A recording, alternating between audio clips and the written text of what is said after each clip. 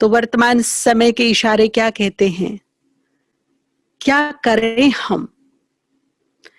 जो बाबा ने हमें शिक्षाएं दी हैं, जो बाबा हमसे चाहते हैं, बाबा की जो हमसे उम्मीदें हैं, उनको ही पूर्ण करना है। एक तो हमें अपने योग के चार्ट को धीरे धीरे बढ़ाना है, जहां है वहां नहीं, उसको और ऊपर ले जाना है। कुछ बैठकर, कुछ कर्म योगी बनकर, कुछ स्वमान का अभ्यास करके अपने याद की यात्रा को आगे बढ़ाना है। और उसमें विशेष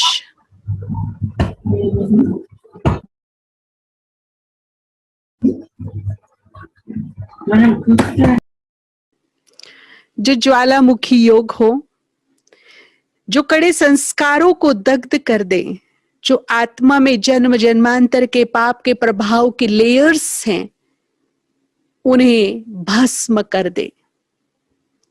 एक ही संकल्प से ज्वालामुखी योग, योग का नाम ही है ज्वालामुखी। तो ज्वालामुखी क्या करता है?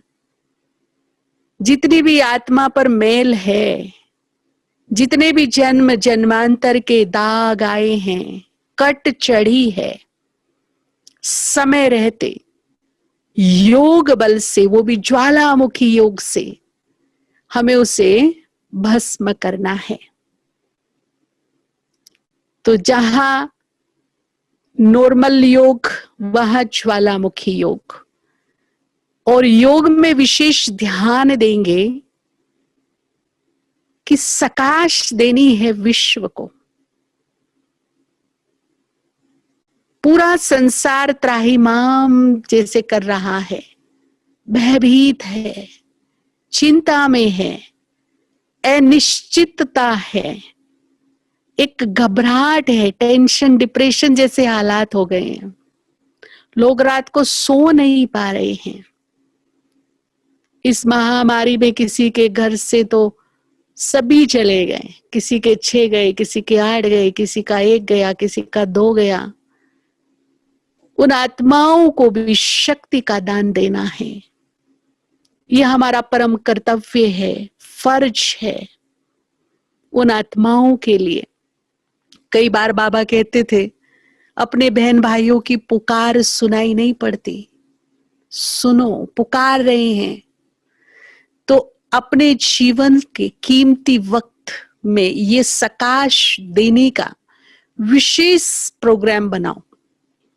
हम सब मिलकर, जो दुखों में जल रही है आत्मा, उनको शीतलता के छींटे प्रदान करेंगे योग शक्ति के द्वारा।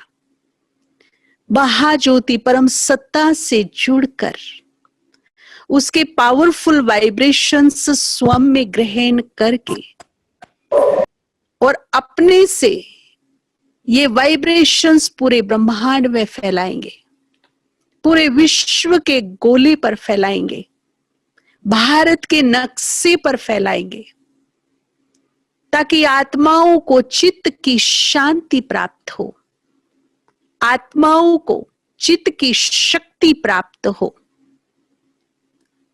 उनको निर्भयता प्राप्त हो, जीवन जीने की फिर से एक उम्मीद उनको दिखाई दे।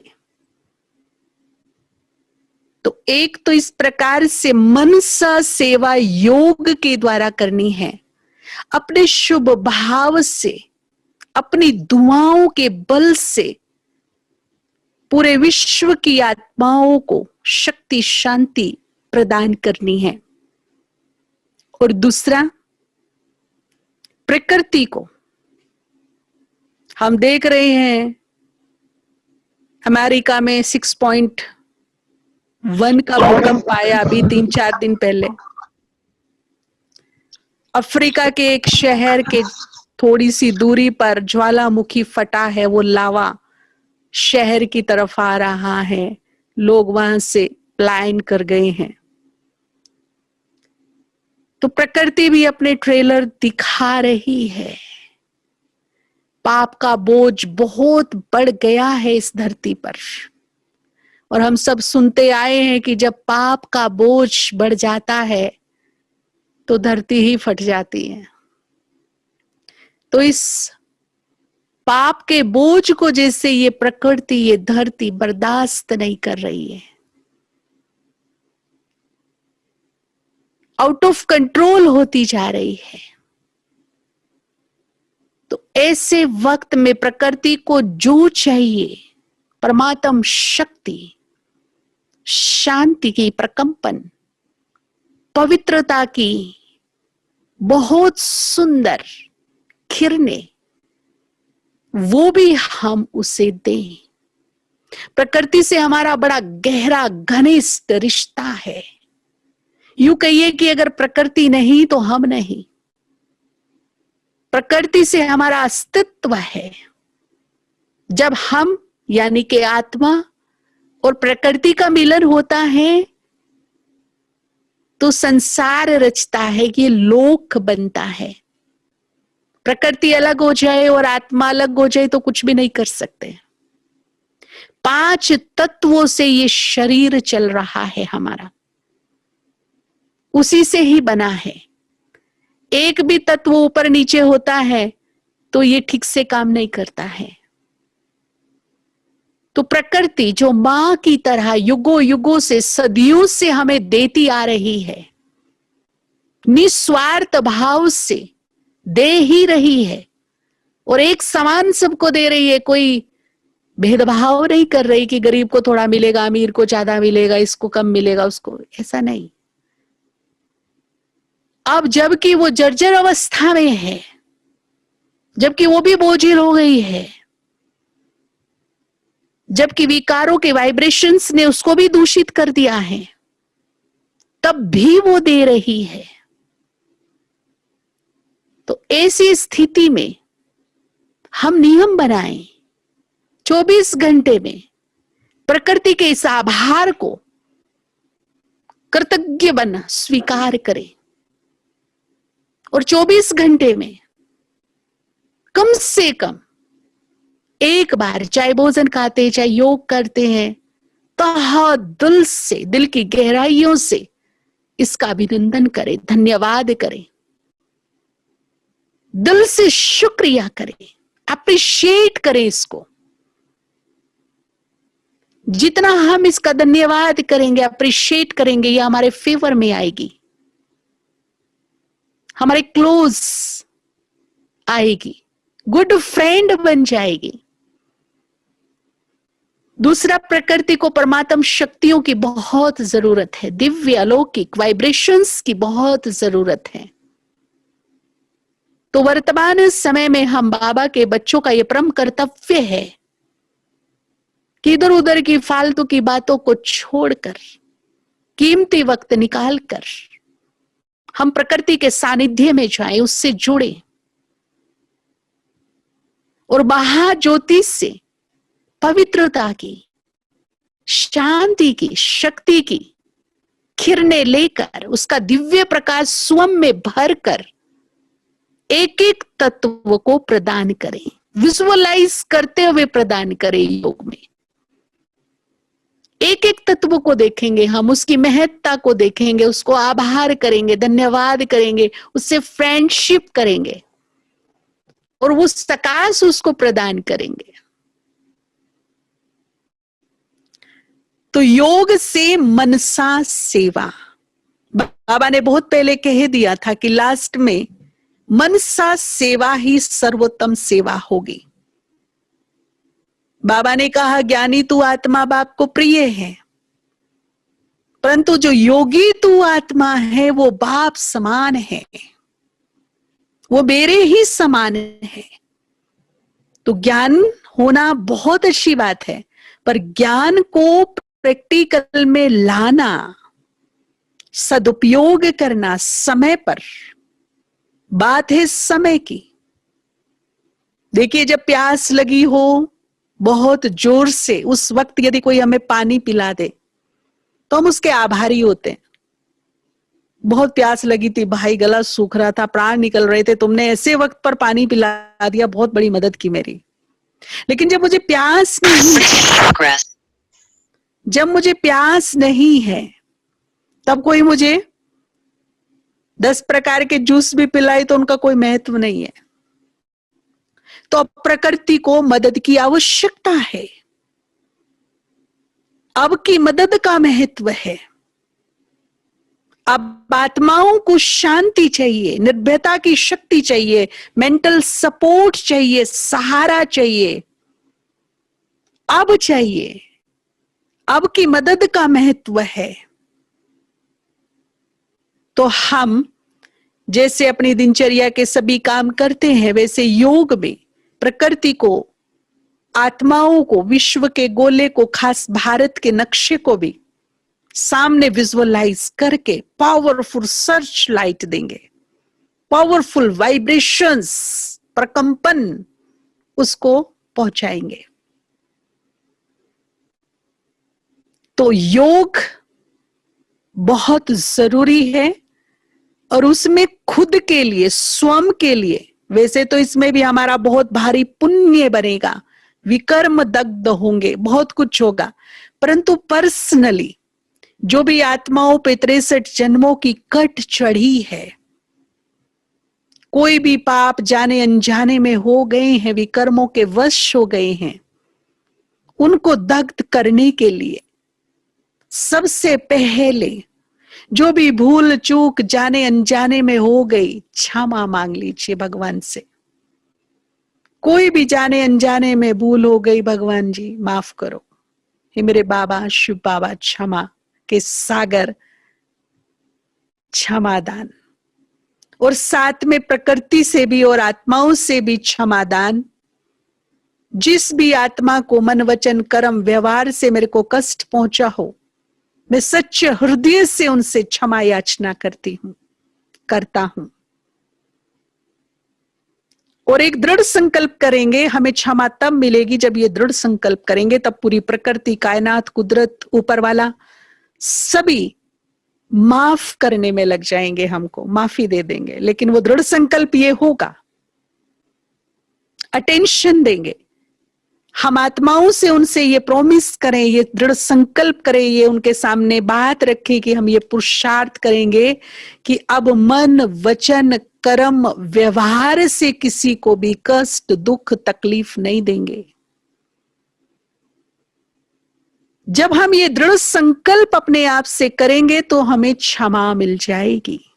जन्म जन्मांतर के जो कर्म बंधन हैं वो ढीले पड़ जाएंगे, योग में एकाग्रता बन जाएगी, मन मना भव की स्थिति बन जाएगी, भटकाओं की स्थिति खत्म हो जाएगी। तो जिनको भी हमने कुछ जाने अनजाने में इस जन्म में या पूर्व जन्मों में तकलीफ दी है, उन आत्माओं को क्षमा याचना। और जिन्होंने हमें दी है किसी भी कारणवश, कोई भी कर्म बंधन रहा हो, स्वभाव संस्कार का रहा हो, हमें तकलीफ पहुंचाई है किसी भी कारणवश, तो समय ये कहता है, वर्तमान इशारा ये देता है कि बुद्धिमता के साथ समय को भांपते हुए, प्रभु आज्ञा का पालन करते हुए, अपने चित्त को शुभ भावनाओं से भरते हुए उन आत्माओं को भी क्षमादान दे दीजिए। हमें क्षमा करेगा, जो देंगे वो मिलेगा। तो शुरुआत हम देने से करेंगे, व्यक्तिगत रूप से, पर्सनली, भगवान को उस आत्मा को सौंप कर मैं उसे पर्सनली व्यक्तिगत रूप से माफ करती हूं, क्षमा करती हूं। और उनके लिए मन में दुआएं, शुभ भावनाएं रखना। जब हम क्षमा करें, फॉरगिव फॉरगेट करें, उसके बाद उनको दुआएं दें हम, ये आत्माएं सदा सुखी रहे, स्वस्थ रहे, खुश रहे, निरोग रहे, निर्विघ्न रहे। ये भी बाबा के वारिस बच्चे बने, ये भी परमात्मा को पहचानने की शक्ति रखें, स्थापना के कार्य में निमित्त बने, ये भी अपना भाग्य बना, इनका कल्याण हो, इनका मंगल हो, इनका भला हो, इनका सदा ही कल्याण हो। इस प्रकार की शुभ भावनाओं की गंगा यहां मन में भरी रहे। किसी का भी चेहरा सामने आए, भला भला, दुआ दुआ, बस यहां से अपने आप को क्लीन करना है, बिल्कुल क्लीन। कोई भी गंदगी किसी के लिए भी यहां ना हो, जरा भी नहीं। ना किसी से बैर, ना किसी से नफरत, ना किसी से गुस्सा, ना किसी से घृणा, बदला का भाव, कुछ नहीं। सिर्फ दुआएं, शुभ भावनाएं, सब के लिए दुआएं, सब के लिए शुभ भावनाएं। तो मेरा मन बहुत ही पावरफुल बनता चला जाएगा। और कहते हैं ना कि मन चंगा तो कटौती में गंगा, मन जीत जगत जीत। जिसने मन को पावरफुल बना लिया है, वो बड़ी से बड़ी परिस्थितियों का हंसते हंसते सामना कर लेते हैं। और जिसका मन कमजोर है, वो छोटी सी बात में ही घबरा जाते हैं। तो अपने मन के अंदर बहुत ही पॉजिटिविटी रखनी है, और ये पॉजिटिविटी उत्पन्न होगी जहां हमारी शुभ भावना, शुभ शुभ सोचेंगे तो वाइब्रेशन भी शुभ शुभ फैलेंगे चारों तरफ, और हमारे साथ सब कुछ शुभ शुभ आएगा। ना हमें अपने लिए कुछ नेगेटिव सोचना है, ना दूसरों के लिए, सब के लिए भला भला, शुभ शुभ, शुद्ध, पावरफुल सोचना है। तो बाबा कहते हैं, ये भगवान के महावाक्य के बच्चे, जैसा तुम सोचोगे वैसा ही बन जाओगे। तो मन को भटकाने की स्थिति से बचाने के लिए, मनोरोगों से बचने के लिए, आजकल मन के रोग भी बहुत बढ़ रहे हैं, उनसे बचने के लिए हम अपने मन में पॉजिटिव थॉट्स क्रिएट करें, पॉजिटिव के साथ पावरफुल थॉट्स क्रिएट करें, उलझे नहीं कहीं भी। कभी कभी क्या होता है जाने अनजाने में, ये क्यों हो गया, कैसे हो गया, क्या होगा, ये ना हो जाए, वो ना हो जाए, हे भगवान ये क्या कर दिया, हे भगवान ये कैसा प्रकोप है, हे भगवान, मतलब भगवान को भी हम गिले शिकवे शिकायतें करने लगते हैं। हमने भी कुछ किया है, उस पे हम ध्यान नहीं देते। हमारे कर्मों ने भी कुछ किया है, उस पे हमारा ध्यान नहीं जाता। भगवान ने क्या गलत किया है? कर्म हमारे बिगड़े, विषय विकारों में गोते या आत्माओं ने खाए, पाप आत्माओं ने किया, तो परिणाम किसको मिलेगा? परमात्मा को? परमात्मा को तो नहीं मिलेगा ना। तो परमात्मा को गिले शिकवे शिकायत नहीं, चाहे कैसी भी सिचुएशन क्यों ना हो, कैसी भी स्थिति परिस्थिति क्यों ना हो, सुबह शाम हर वक्त भगवान के लिए धन्यवाद धन्यवाद धन्यवाद निकलता जाए, उस पर निश्चय दिनों दिन बढ़ता जाए, विश्वास और अटूट अचल अडोल बनता जाए। चाहे सिचुएशन कैसी भी, मान लीजिए सिचुएशन अनुकूल नहीं भी है, तो भी तेरा शुक्रिया, तेरा धन्यवाद, बहुत बहुत शुक्राना।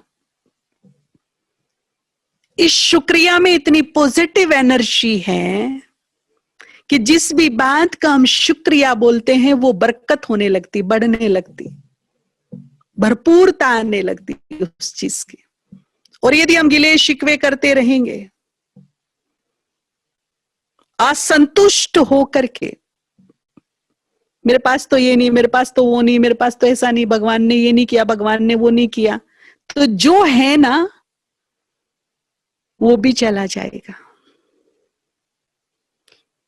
इसलिए अब जहां हम संगम युग के उस कागार पर पहुंच गए हैं कि अब ये समय बहुत घंटी बजाकर टाइम दिखा रहा है, अपने मन को संतोष धन से भरे, हम जो कुछ है, जितना है, जैसा है, हर हाल में अपने संतोष को अपने मन में जगा दे। जितना भी है उसी का शुक्रिया बोलें। बहुत बहुत शुक्रिया ऊपर वाले, तेरा बहुत बहुत बहुत धन्यवाद। तो ये संतोष धन कभी भी किसी भी चीज की आपूर्ति, जैसे हमारे पास कमी है, उसको नहीं होने देगा। कम को बढ़ाता जाएगा। ये ब्रह्मांड ऐसी एनर्जी क्रिएट करेगा कि बरकत होती जाएगी। लेकिन इसके लिए संतुष्टता चाहिए, संतोष चाहिए मन में। और यदि मैं असंतुष्ट हूं, हरी बात में नाज नखरे, ये वो, ऐसा नहीं वैसा नहीं, असंतुष्ट आत्मा, तो उसको चारों तरफ खाली खाली खाली खाली नजर आएगा, भले वो महलों में हो, लेकिन असंतोष है। हर चीज में गिले शिकवे शिकायतें हैं, तो उसको चारों तरफ खाली खाली नजर आएगा। अगर मान लीजिए हम झोपड़ी में हैं, लेकिन मन में संतोष धन है, और मन में संतोष धन है और झोपड़ी में है, तो वहां भी भरपूरता नजर आएगी, खुशियां नजर आएगी, सुकून चैन नजर आएगा। तो वर्तमान समय में अपने संतोष धन को बढ़ाकर परमात्मा का हर हाल में शुक्रिया। सुबह उठो तो शुक्रिया, भोजन खाओ तो शुक्रिया, रात को सो तो उसका धन्यवाद करके सो। हमारी आदत बन जाइए। परमात्मा से हमें क्या मिला, शिव बाबा ने हमें क्या दिया, जब से हम उसके बने, सबसे बढ़िया से बढ़िया क्या प्राप्ति हुई बाबा से हमको। चाहिए तो आप एक डायरी में 10 प्राप्तियां लिखिए, वो आपकी अपनी तरीके से होगी। जैसे एग्जाम्पल, सत्य ज्ञान मिला, उसका साथ स्नेही मिला, सहारा मिला, भगवान सदगुरु के रूप में मिला, गाइड बनकर के आया जो मुझे सदमार्ग पर ले जा रहा है, वो बुद्धि का दाता मुझे सदविवेक प्रदान कर रहा है, भाग्य विधाता ने मुझे भाग्य दिया, उस त्रिलोकी नाथ ने मेरा भी तीसरा नेत्र खोलकर मुझे त्रिकालदर्शी बना दिया, मेरी भूलों को समाकर मुझे सुंदर अवसर प्रदान किए।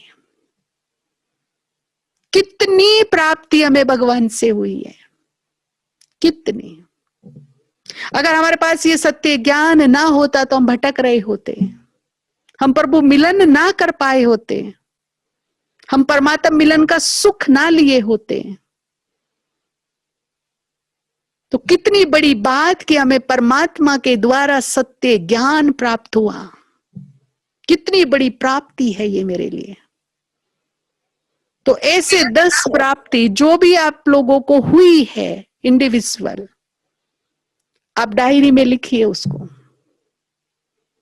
और एक एक प्राप्ति को याद करके बाबा को धन्यवाद दीजिए। इस प्राप्ति के लिए भी धन्यवाद, इस प्राप्ति के लिए भी बहुत बहुत कोटि कोटि शुक्रिया शुक्रिया शुक्रिया। इस प्रकार से धन्यवाद देते जाइए, देते जाइए, देते जाइए। तो क्या होगा, इजीली ही वो प्राप्तियां और बढ़ती जाएंगी, और बढ़ती जाएंगी, और बढ़ती जाएंगी। बरकत होती जाएगी, ब्रह्मांड वो देता जाएगा और देता जाएगा। लेकिन धन्यवाद किसके मन से निकलता है? दिल से। ऊपर ऊपर से थैंक यू नहीं बोलना, दिल से, अंतरात्मा से धन्यवाद निकले।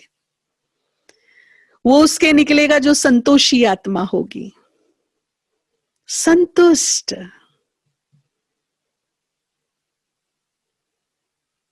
तो हर हाल में भगवान का धन्यवाद दीजिए।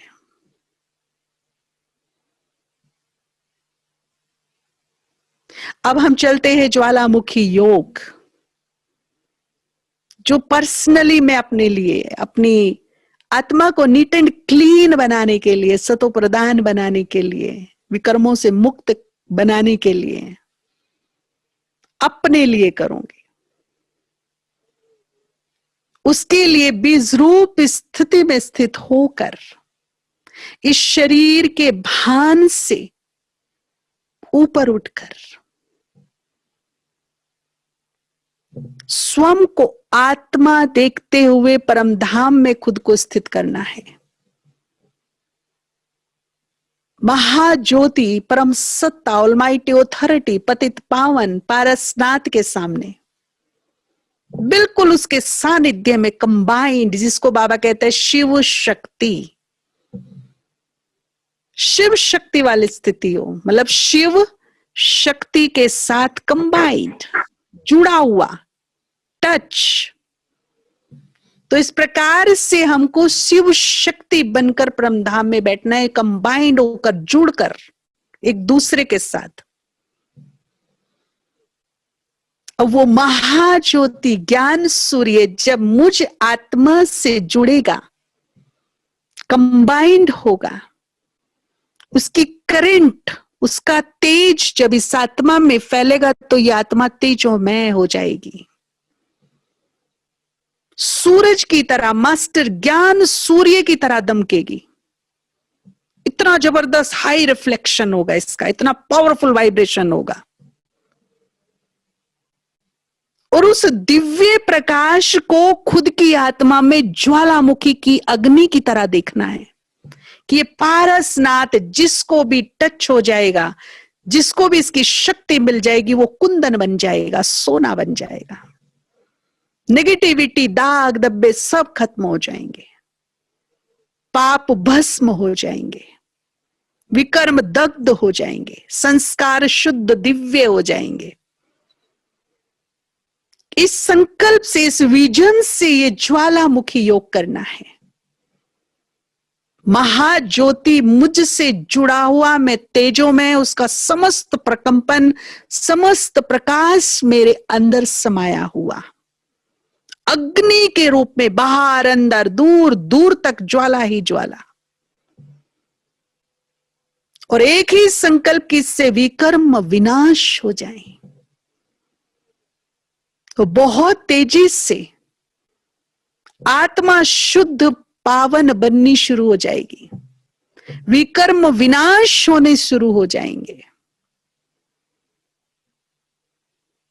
हल्की लाइट होनी शुरू हो जाएगी।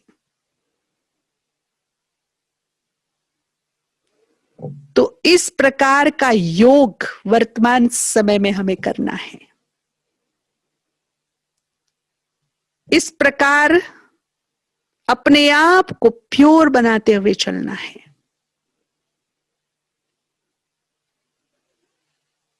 अपने मन में कभी भी कोई भी कमजोर संकल्प तो नहीं लाने देना। एक ही संकल्प मन को दुखी भी कर देता है, एक ही संकल्प मन को सुख शक्ति प्रदान कर जाता है। मान लीजिए मैंने एक ही संकल्प कर लिया, क्या होगा, तो उसके पीछे इतने क्वेश्चंस आ जाएंगे। और एक ही संकल्प कर लिया, सब अच्छा होगा, ऊपर वाला बैठा है ना, सब अच्छा होगा, सब अच्छा होगा।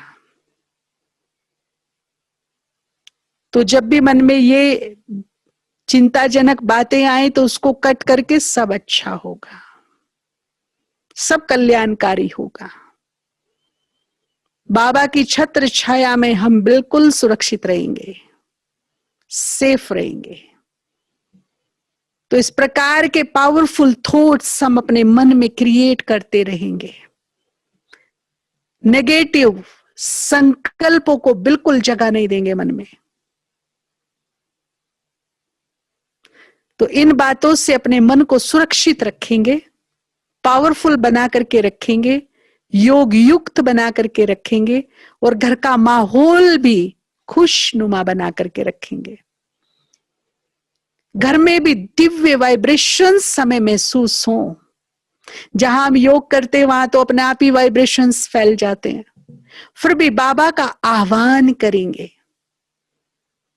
बाबा मैं आपकी, ये घर आपका, इस घर में पधारो। महसूस करो, बुलाओ उसको, निमंत्रण दो, आओ इस घर में चक्कर लगा करके जाओ। और देखो कि ब्रह्मा बाबा महाज्योति मस्तक में दोनों दिव्य शक्ति ऊपर से नीचे आ रही हैं। और जैसे शिव का जब अवतरण हुआ ब्रह्मा बाबा के मस्तक में, और देखने वाले ने कि मस्तक में एक ज्योति चमक रही और कमरे में रेड रेड गोल्डन कलर का बहुत ही तेजस्वी प्रकाश भरा हुआ है। ऐसा ही विजन देखना है कि ऑलमाइटी ऑथोरिटी मेरे घर में उतरा है, तो अपने पूरी शक्ति पूरे वाइब्रेशंस के साथ उतरा है। उसकी पूरे वाइब्रेशंस हमारे पूरे घर में समा गए प्रकाश के रूप में, और हमारा घर पूरी तरह सुरक्षा कवच में सुरक्षित हो गया है। भगवान की दिव्य शक्ति से सुरक्षित। पूरे घर में देखो जैसे बहुत डिवाइन प्रकाश फैल रहा है। तो अपने घरों में बाबा का आह्वान भी कराएं। दूसरा, अपने सर पर बाबा का हाथ रखवाएं। कभी ना कभी तो भगवान ने हाथ रखा, तभी तो गायन चला आता है ना कि जिसके सर पर भगवान का हाथ होता है उसका कोई बाल बांका नहीं कर सकता। तो कभी तो हाथ रखा होगा ना उसने, तभी तो ये कहावत बनी है।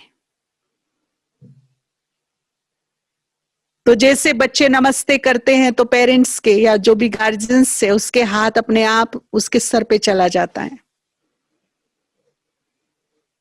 तो हम भी बाबा को गुड मॉर्निंग करते हैं, गुड नाइट करते हैं, भोजन पे उसको धन्यवाद देते हैं, तो बाबा का हाथ फील करें सर पर है। उसका वरदानी हाथ, उसका पावरफुल हाथ, ममतामयी हाथ। हाथ नहीं, वो सुरक्षा कवच है मेरा, छत्र छाया है, वो मेरे सर पर है। और उस हाथ को हम फील करें, भगवान के हाथ को फील करना है, कैसे प्रकंपन उस हाथ में है। सर पे अगर वो हाथ आता है तो कैसे प्रकंपन मुझे फील होते हैं, किस प्रकार की शक्ति मुझ में समाती है, वो मुझे महसूस करना है। भगवान से नजदीकियां बढ़ाते जाना है। वो है ही मेरा, आया ही मेरे लिए है। दूरियां खत्म, नजदीकियां, मेरा बेस्ट फ्रेंड, गुड फ्रेंड, मेरा अपना, मेरा सबसे बड़ा वेल विशर, जो मुझे सुन सकता है, जो मुझे देख सकता है, निहार सकता है, सब कुछ कर सकता है, वो मेरे लिए अब उपस्थित है। तो उससे नजदीकियां बनाएं, दोस्ती बढ़ाएं, उसके साथ को हम महसूस करें, अनुभव करें। बहुत प्यार करता है वो हम सब बच्चों को।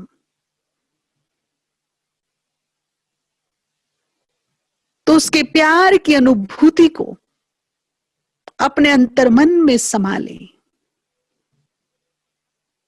वर्तमान समय में किसी से भी, वो तो पहले भी बताया, वैर भाव नहीं रखना, लेकिन साथ में अपना समय निंदा, चुगली, परचिंतन, व्यर्थ, पूरी तरह मुक्त होना इन चीजों से।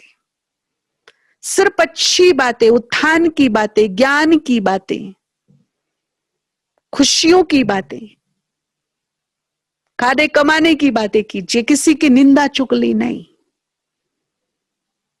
अगर हम किसी की निंदा चुगली बैठ करके करते हैं तो हमारा मन बोझिल होता है, पाप बढ़ता है, क्योंकि जिसकी हमने निंदा चुगली की उस आत्मा के प्रति हमारे मन में शुभ भाव नहीं रहेगा, दुआएं नहीं रहेगी, और मन से कहीं ना कहीं मैं उससे अपना खाता बना लूंगी। जब मुझे खाते खत्म करने, क्लियर करने, और मैं बना रही हूं अब बैठ के, और वो खाता भी नेगेटिव, पॉजिटिव नहीं। बात करनी है तो उसके कोई गुण की कीजिए, टैलेंट की कीजिए, उसकी किसी महानता की कीजिए, किसी विशेषता की कीजिए। अगर हम कमियों खामियों का वर्णन चिंतन करते हैं तो वो खामी हमारे अंदर कब आ जाएगी हमें पता भी नहीं चलेगा। कहेंगे ये चीज तो मेरे में नहीं थी, लेकिन उसकी देख देख के, वर्णन करके, सोच सोच के वो मैंने खींच ली और वो मेरे अंदर आ गई। लेकिन अगर हम किसी के गुण पर, अगर 10 कमी है तो एक गुण भी तो होगा ना, एक टैलेंट होगा, एक विशेषता होगी, कुछ तो अच्छा होगा। हम 10 खामियों को इग्नोर करके एक गुण को अगर देख ले, एक विशेषता को देख ले, एक टैलेंट को देख ले उसके, और उसी का वर्णन करें, अप्रिशिएट करें, उसी के बारे में बात करें, तो आपके अंदर चाहे वो विशेषता हो ना हो, लेकिन कुछ दिनों में पता चलेगा कि वो विशेषता, वो गुण, वो टैलेंट मेरे अंदर भी आ गया है। हम जिस पर फोकस करेंगे, जिस पर बात करेंगे, जिस पर मनन करेंगे, वो मेरा अपना होता चला जाएगा, मेरे अंदर भरता चला जाएगा। अब हमें देखना है कि इस समय जो वर्तमान समय चल रहा है उसमें आत्मा का हमें शुद्धिकरण करना है कि आत्मा में गंदगी भरनी है। शुद्धिकरण करना है तो केवल मुझे गुण पर ही फोकस करने हैं, विशेषताओं पर, टैलेंट्स पर, अच्छाइयों पर फोकस करना है। निंदा चुगली बैठकर नहीं करनी किसी की, सबके लिए शुभ भावना रखनी। कोई कैसा भी है, अच्छा है, बढ़िया है, सब ठीक है, सब अपना अपना पार्ट प्ले अच्छे से कर रहे हैं। किसी को शिक्षाएं भी देनी है तो शुभ भावनाओं के साथ, सम्मान से देनी है। मान लीजिए कोई रोंग कर रहा है तो कहीं भाई ये रोंग तो है ना, रोंग को हम देख के अनदेखा तो नहीं कर सकते ना, हाँ है। लेकिन बाबा भी रोंग को देख करके शिक्षा कैसे देता था? बड़े सम्मान से, शुभ भाव के साथ, अप्रिशिएट करके शिक्षा देता था। तो हमें अपमानित ढंग से शिक्षा नहीं देनी है, बड़े शुभ भाव से, रेस्पेक्टली, बहुत पोलाइटली अपनी बात कहनी है। सत्यता को बहुत ही सभ्यता से पेश करना है। सत्यता के साथ से सभ्यता बिल्कुल नहीं हटानी है, नहीं तो सत्यता कड़वी बन जाती है। लेकिन जब सत्यता के साथ सभ्यता होती है तो हमारी हर बात की कदर होती है। ना मानने वाला भी उस बात को मानने के लिए तैयार हो जाता है। अगर हम सत्यता में सभ्यता रखते, शुभ भाव रखते हैं तो अब मन से भी किसी आत्मा के साथ कर्म बंधन नहीं बनाना। अब कर्म बंधन काटने का समय है, बनाने का नहीं। पिछली गांठें अभी तक खुली नहीं, अगर और बनाती रही तो कब खोलूंगी? वक्त ही नहीं है, टाइम ही नहीं है, सामर्थ्य नहीं है इतनी। जो पिछले हैं वो खत्म हो और आगे का हम संवारते चलें, रोज संवारते चले, संभल कर चले, अटेंशन से चले। अपने मन में दृढ़ संकल्प करे, बाबा के सामने बैठकर तुम मेरे गाइड हो, बनकर आए हो, मेरे शिव बाबा, मुझे सदा सदमार्ग पर लेकर चलना। भूल कर भी अब कोई भूल मुझसे ना हो, करने को मैं तैयार हूं, चलने को मैं तैयार हूं, करन करावनहार आप हो, आप कराइए, आप गाइड बनकर मुझे रास्ता दिखाइए, सदमार्ग पर ले जाइए। तो इस प्रकार से सदमार्ग पर चलते रहिए और अटेंशन से, मन से भी भूल नहीं। व्यवहार भी बहुत सुखद हो हमारा, सुख देने वाला, बोल भी हमारे सुखदाई हो, कर्म भी सुखदाई हो, तो हमारा पुण्यों का खाता बढ़ता चला जाएगा। और आपको पता हो कि पुण्यों का बल ही बहुत बड़ा बल है।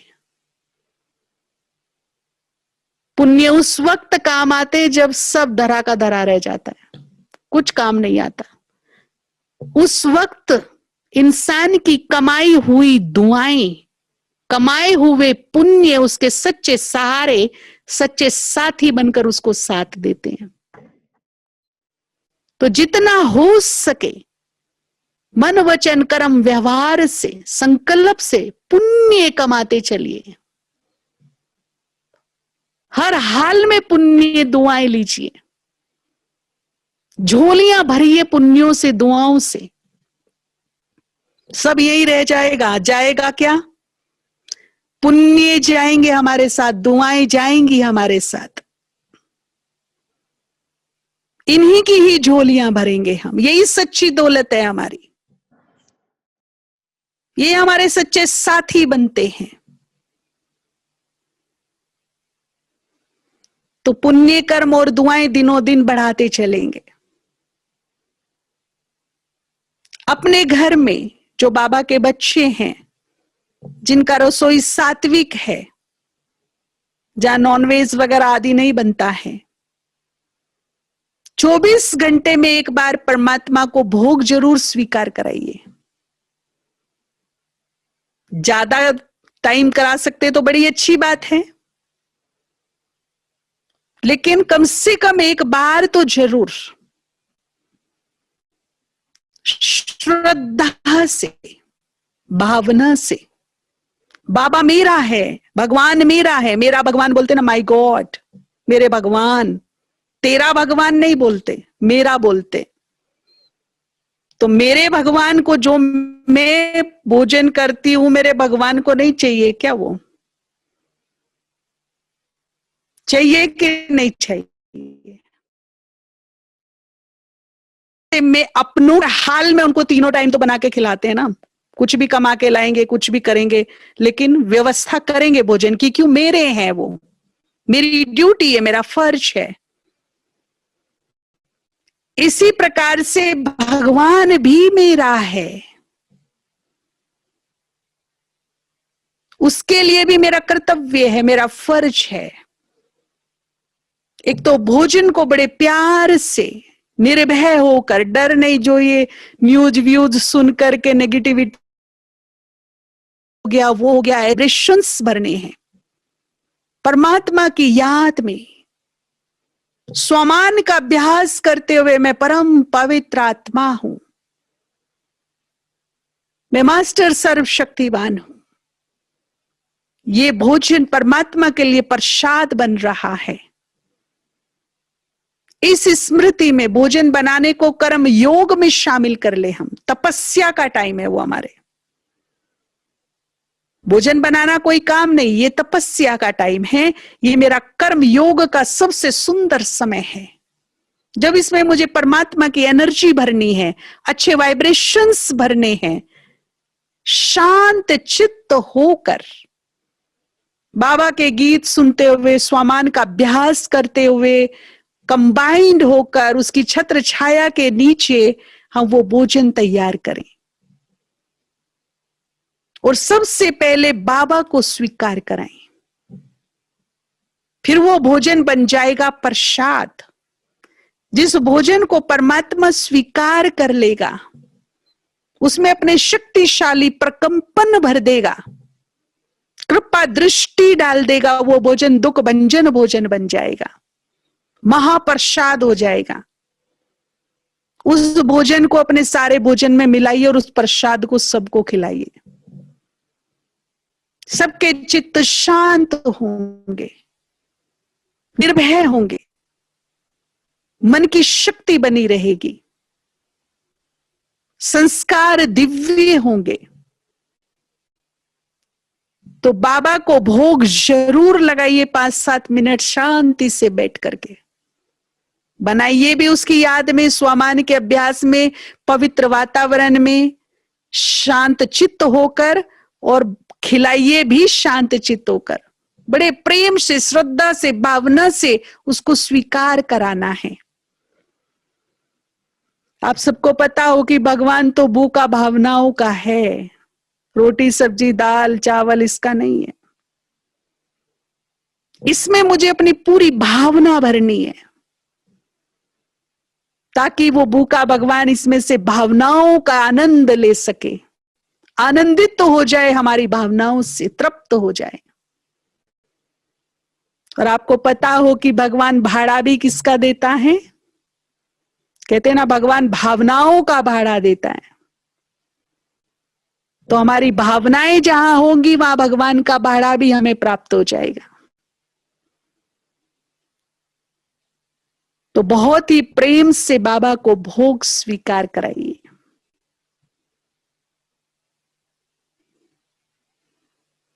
तो जिस घर में भगवान रोज भोग स्वीकार करेंगे, उस घर के भंडारे सदा ही भरपूर रहेंगे, कालकंटक सदा दूर रहेंगे।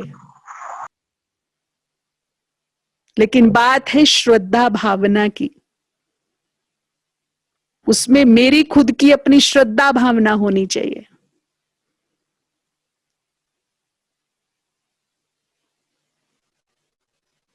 तो इस प्रकार से वर्तमान समय को बहुत ही निर्भयता पूर्वक शकास देते हुए, योग युक्त रहते हुए, प्रसन्न चित्त खुश रहते हुए बिताएंगे। और ये प्रकंपन सभी को हम भेजेंगे, सभी को भेजेंगे, ताकि सबके मन को राहत मिले, सुकून मिले, शांति मिले, शक्ति मिले।